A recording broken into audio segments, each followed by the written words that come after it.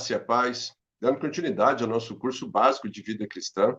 Hoje nós estamos começando o livro 3, as Epístolas Paulinas. E como são muitas cartas de Paulo, nós dividimos elas em 3 blocos. Hoje nós estamos iniciando a Epístolas Paulinas 1, que é composta pelas cartas aos Romanos e as cartas aos Gálatas. Ok? E hoje, então, no capítulo 1, nós estaremos vendo a condenação dos pecados. Mas antes de nós darmos início, vamos fazer uma retrospectiva do que foi visto no livro 2, Anjos, Homens e Pecado. Nós falamos os seguintes assuntos, amados. No capítulo 1, a natureza do homem. A Bíblia nos dá a entender que os anjos foram criados por Deus, num período assim, ou no princípio, bem remoto. No capítulo 2, os anjos como agentes de Deus. Bom, nós vimos que eles são ministradores a favor dos santos, que também são guardas do povo do Senhor, além de serem comunicadores de boas novas. E, por fim, nós falamos que eles eram aplicadores dos juízos de Deus. No capítulo 3, a origem, rebeldia e queda de Lúcifer, nós vimos que de querubim ungido, ele passou a ser adversário de Deus. E que foi acontecendo com Satanás, melhor, e que o que vai acontecer com Satanás nos últimos dias, ou no juízo final, né? Da consumação ali do século. No capítulo 4, nós falamos sobre os anjos caídos. Bom, eles foram criados santos por Deus, mas caíram e se transformaram em serviçais de Satanás. Nós explicamos muito sobre isso lá. No capítulo 5, a origem e criação do homem. Bom, a origem do homem, segundo as Escrituras, nós falamos, e também sobre as falsas teorias quanto à criação do homem, ok? Já no capítulo 6, a natureza essencial do homem. Nós vimos lá o que é o homem trino. Nós vimos lá que ele é formado por espírito, alma e corpo, né? No capítulo 7, o homem é a imagem e semelhança de Deus. O homem criado à imagem de Deus, né? E para qual propósito, né? Qual a finalidade disso, né? Para que ele foi destinado? Okay? No capítulo 8, aprovação e queda do homem. Nós fizemos uma comparação e um estudo sobre a árvore da vida e a árvore do conhecimento do mal. E na árvore do conhecimento do bem e do mal, nós vimos lá a degradação do homem. No capítulo 9, a origem do pecado, né? Os conceitos da origem do pecado e o caráter do primeiro pecado do homem. E para finalizar, no capítulo 10, nós falamos da natureza do pecado. A ideia bíblica de pecado, né? O pecado original, e depois nós falamos e fechamos com os pecados atuais, ok? Então, esse foi o livro 2. Se você depois quiser se aprofundar em algum assunto dentro desses capítulos, é só você voltar ali na nossa playlist, lá vai estar todos eles à sua disposição para o seu aprofundamento e crescimento nessa área. Então, começando hoje no tópico 1, introdução aos romanos. Bom, vamos lá. Roma, a capital do Império Romano, floresceu na Itália e justificava a sua prerrogativa de ser a cidade principal, né? Era maior do que Atenas, do que Alexandria e Antioquia.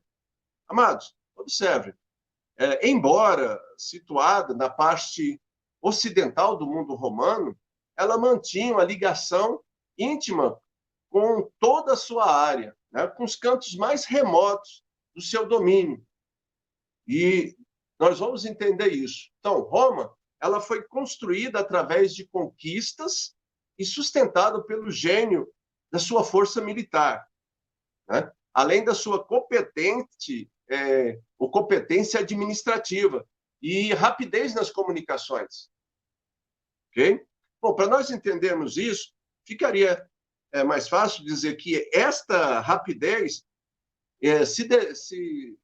foi devido às excelentes estradas que foram construídas, né? Em todas as partes, todos os cantos. Por isso que tem aquele ditado que todas as estradas, todos os caminhos levam até Roma, né? Mas o que é interessante nisso tudo é que, no primeiro momento da criação do Império Romano, as pessoas que vinham para Roma, fossem livres, fossem escravas, elas traziam com elas a sua base cultural, a sua base religiosa, né? Roma não interferia diretamente sobre elas, né? Ok? Vamos lá, continuando então. Embora o latim fosse a língua oficial, ou melhor, isso. Embora o latim fosse a língua oficial, a língua comumente falada em Roma era a do Império Grego, né? Ou seja, era o grego, que era uma língua universal do comércio e das nações. Como eu havia dito anteriormente, Roma não mudou de uma vez, ele não fez uma transformação abrupta, rápida. Ele deu um tempo, né? Como nós vimos aí, só depois de 4 séculos é que o latim foi substituído, né? E entrou no lugar do grego, como língua comum do Império. 400 anos. Então, a sabedoria do governo romano foi ímpar nesse ponto, ok? Então, tanto é que, na época, ou no tempo de Jesus ali, né, a língua oficial era o latim. Ou melhor, era o grego, depois que passou a ser latim. Então, a carta aos romanos ela foi escrita em grego, né? Koiné, que era o grego comum, não era o erudito, ok? Bom, Roma administrava suas possessões, na maior parte, com igualdade e justiça. E, para manter a ordem, o seu exército mantinha as estradas relativamente livres de salteadores e, rapidamente, eles suprimiam qualquer tentativa de revolta ou de rebelião. Então, eles eram rápidos nesse ponto de vista, para manter a estrutura, a hegemonia do império. Então, foi devido a essa estrutura do governo romano que o cristianismo foi capaz ali de propagar livremente através do império, nas primeiras décadas, né? Que foi, sim, primordial e importante para a existência da igreja primitiva, ok? Nós temos que entender isso, porque a base da comunicação, como nós vimos aí, as epístolas de Paulo, as epístolas paulinas, as igrejas se comunicavam mais por esse meio. Então, tinha as estradas que favorecia isso, tinha a manutenção e a segurança dessas estradas, né? E a eficiência do correio, que era muito pronta, ok? Então, vamos lá. A fundação da igreja, como que se deu? Amados, vamos entender isso aqui. Então, vamos lá.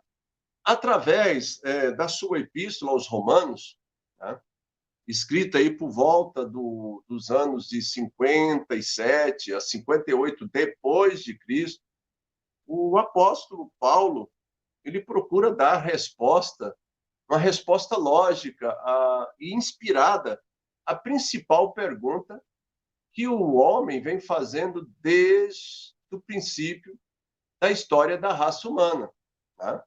Está lá em Jó, no capítulo 9, versículo 2. E a pergunta é: como pode o homem ser justo para com Deus? Como pode o homem ser justo para com Deus? Né? Bom, apesar de várias partes do Antigo Testamento, né? Bem como nos evangelhos e no livro de Atos aos Apóstolos, seriam encontrados elementos que justificavam essa pergunta, ou que visavam responder essa pergunta. O fato é que foi mesmo o apóstolo Paulo a quem coube a especial revelação divina quanto à justificação pela fé, né? Que é a base e o tema da epístola aos Romanos. Ok? Então vamos lá, continuando.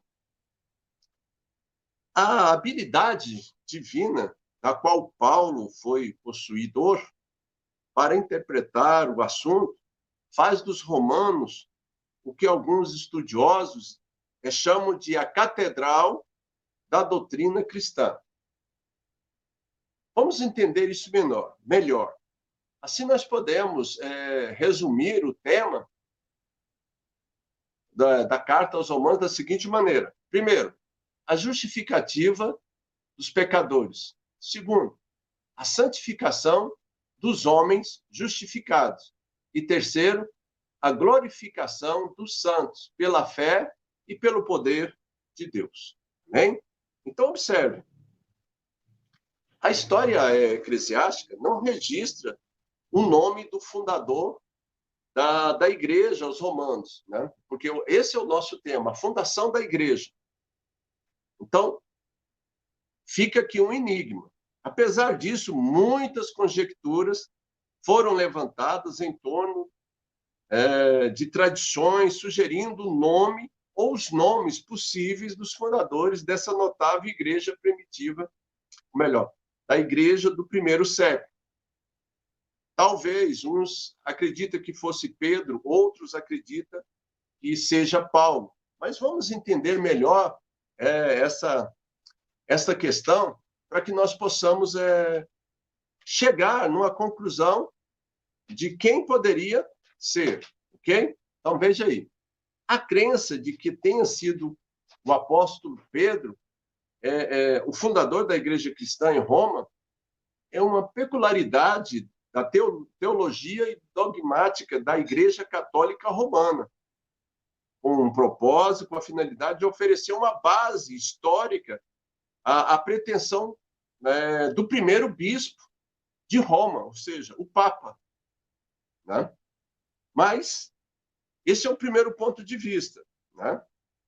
Apesar das boas intenções que possam envolver essa questão, a afirmativa de que Pedro tenha sido fundador da igreja em Roma não encontra um respaldo nas escrituras, nem em fontes históricas confiáveis, ok? Mas e a palavra de Deus? O que ela traz de luz a esse assunto? Bom, nós sabemos, por exemplo, que por ocasião da Assembleia em Jerusalém, lá em Atos, no capítulo 15, que foi uma Assembleia que estava discutindo a respeito da circuncisão, se os gentios que se convertiam a Cristo precisavam ou não precisavam circuncidar-se, né, como alguns judeus estavam querendo. Aí nós temos ali no versículo 6 e 7 a seguinte afirmação. Então se reuniram os apóstolos e os presbíteros para examinar a questão. Havendo grande debate, Pedro tomou a palavra e lhes disse: Irmãos, vós sabeis que desde há muito Deus me escolheu dentre vós para que, por meu intermédio, ouvisse os gentios a palavra do evangelho e cresce. Ok? Esse é o primeiro ponto, então. Pedro ainda estava na cidade enquanto estava ocorrendo essa assembleia, essa reunião. Né? Se a gente for ali em Gálatas, no capítulo 2, verso 9, nós encontraremos a seguinte afirmativa: pois aquele que opera eficazmente em Pedro para o apostolado da circuncisão, também operou eficazmente em mim para com os gentios. Então é Paulo falando. Então ele teve o seu ministério restrito em Jerusalém. Paulo está confirmando isso, que Pedro teve o seu ministério restrito ali, ok? Continuando. Anuladas, então, assim, a possibilidade de que Pedro e Paulo tenham sido os fundadores da igreja cristã em Roma, prevalece ali nos círculos cristãos mais ortodoxos a crença de que essa igreja tenha sido fundada por judeus romanos que visitavam Jerusalém por ocasião das festividades da Páscoa e aceitaram o evangelho de Cristo pregado por Pedro no dia de Pentecostes. É um ponto de vista, ok? Então, nós vamos continuar analisando aí. Então, é sabido, por exemplo, que durante 28 anos seguintes a esse evento, muitos cristãos em todos os pontos do Oriente Próximo emigraram para Roma. E alguns deles foram convertidos através do abrangente ministério de Paulo. Então, novamente, levantou a questão, né? Direto ou indiretamente, Paulo e Pedro estão envolvidos nessa questão, ok? Então, vamos lá. Sabemos que a igreja cristã da cidade de Roma já existia por algum tempo, quando Pedro lhes escreveu a epístola que tem o seu nome. Lá em Romanos, no capítulo 1, versículo 8 e o versículo 10. Diz assim: primeiramente, dou graças a meu Deus, mediante Jesus Cristo, no tocante a todos vós. Porque em todo o mundo é proclamada a vossa fé. Versículo 10. Em todas as minhas orações, suplicando que, no algum tempo, pela vontade de Deus, se me ofereça boa ocasião em visitar-nos, né? Ocasião de visitar-nos. Então, observe, Paulo está falando que ele está orando e espera um momento de ir visitá-los. Pessoal da igreja, ok? Em Roma. Então, vamos continuar aqui. Amados, em Atos nós temos outras referências que podem nos fortalecer com relação a isso. Por exemplo, de acordo com Atos 28, no versículo 15, diz assim: tendo ali os irmãos ouvido notícias nossas, vieram ao nosso encontro até a praça de Ápio e as Três Vendas. Vendo-os Paulo e dando por isso graças a Deus, sentiu-se mais animado. Então, observa que Paulo ele foi levado cativo para Roma para ser julgado por César. E quando ele chegou lá, ele já encontrou uma igreja ali, uma congregação ali, né? Existia uma congregação e que aceitava passivamente a uma demonstração daquele grupo de irmãos da recepção de Paulo. Dá até o endereço aqui, no Fórum de Ápio, ou na Praça de Ápio, como referência, como representação ali oficial da igreja romana ao receber o apóstolo Paulo, né? Mas, explicando aqui, o Fórum de Ápio é uma praça mercantil, que geralmente é situada ao longo das estradas principais e mais importantes do Império, tá? Ali em Roma. Então, um centro comercial ali de Roma, ok? Continuando. Bom, de origem eminentemente judaica, a igreja cristã romana logo teve as suas fileiras engrossadas, ou seja, começou com os judeus, mas depois ela foi ganhando gentios, os romanos. Se você depois mais na frente nós vamos chegar até lá, mas no capítulo, por exemplo, no capítulo 16 da Epístola aos Romanos, salienta muito bem isso pela grande quantidade de nomes de origem gentílica que Paulo está ali saudando, né? Por trabalho feito, por ter recebido bem, por ter ajudado na obra do Senhor. Ok? Mas observe. Outro ponto interessante. Romanos no cano sagrado.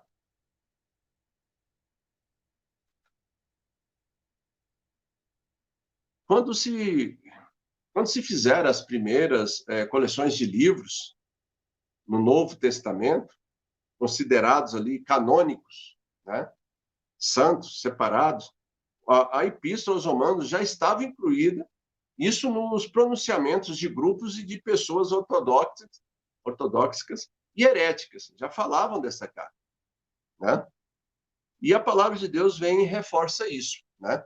A própria Bíblia, lá em 2 Pedro, no capítulo 3, do versículo 15 ao 17, diz assim: e tendo por salvação a longanimidade de nosso Senhor, como igualmente o nosso amado irmão Paulo vos escreveu, segundo a sabedoria que lhe foi dada, ao falar acerca destes assuntos, como de fato costuma fazer em todas as suas epístolas, nas quais há certas coisas difíceis de entender, que os ignorantes e instáveis deturpam, como também deturpa as demais escrituras, ok?